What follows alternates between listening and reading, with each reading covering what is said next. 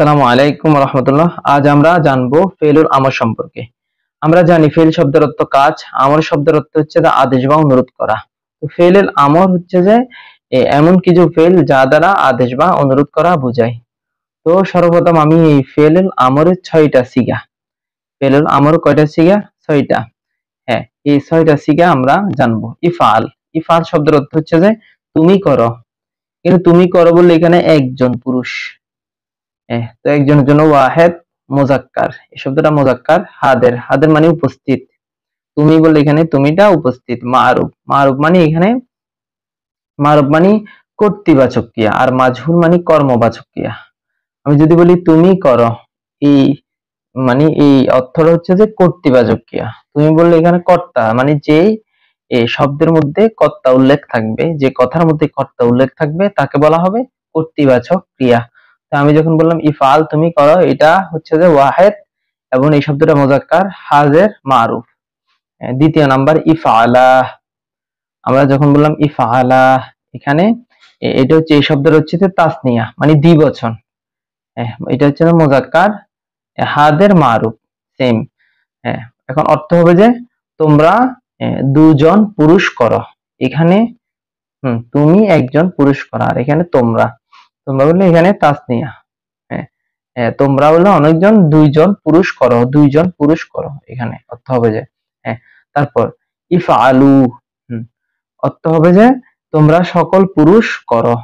তো এটা হচ্ছে যে জমা। আমরা জানি দুই এর অধিক যদি বোঝানো হয় সেটা হচ্ছে যে জমা। দুইজন বুঝালে সেটা হচ্ছে তাসনিয়া, একজন বুঝালে ওয়াহেদ, আর যখন দুই এর অধিক বোঝাবে সেটা হচ্ছে যে জমা। আমি জমা আগের ভিডিওতে আলোচনা করেছি, তোমরা এই ভিডিওটা দেখে আসবা। তাহলে ইফআলু শব্দটা জমা হবে, মুজাক্কার হবে, হাজির হবে, মারুফ হবে। তো এখন দেখো মুজাক্কারের 3টা, তাহলে ফেলে আমর মুজাক্কারের কয়টা? 3টা। এগুলো ভালো করে মুখস্থ করে নিবা। এগুলো হচ্ছে যে মুজাক্কার, আমি লিখলাম এখানে মুজাক্কার। পরের 3টা, এই পরের 3টা হচ্ছে যে মুয়ান্নাস। যেমন ইফআলি, ইফআলি, ইফআলি শব্দের অর্থ হচ্ছে যে তুমি একজন স্ত্রী করো। তো তুমি একজন স্ত্রী করো বললে এখানে স্ত্রী বললে মুয়ান্নাস বোঝায়, মানে মহিলাদেরকে বোঝায়। তো ওয়াহেদ, মুয়ান্নাস, হাদের, মারুফ।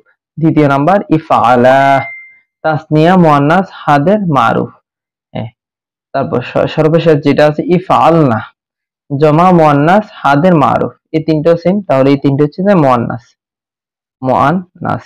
তো আমরা কি করব, এই 6টা একেবারে ভালো করে মুখস্থ করে নিব। এই 6টা অনুসারে যদি কোনো শব্দ আসে আমরা সেগুলোকে বলবো ফেলুল আমর। আমরের শুরুতে সব সময় এরকম হামজা দিয়ে হয়, মানে সব সময় না, বেশিরভাগ ক্ষেত্রে এরকম দিয়ে হয়। যেমন ইদ্রিব, তুমি প্রহার করো। উনসুর, তুমি সাহায্য করো।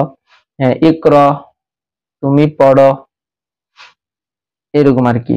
ইকরা, তুমি পড়ো, এরকম। এরকম হলে সাধারণত এ শব্দের শুরুতেই আসে ফেলুল আমরের যে হামজাটা। তো আমরা এগুলো ভালো করে পড়ে কয়েকবার ট্রাই করব ইনশাআল্লাহ। আসসালামু আলাইকুম।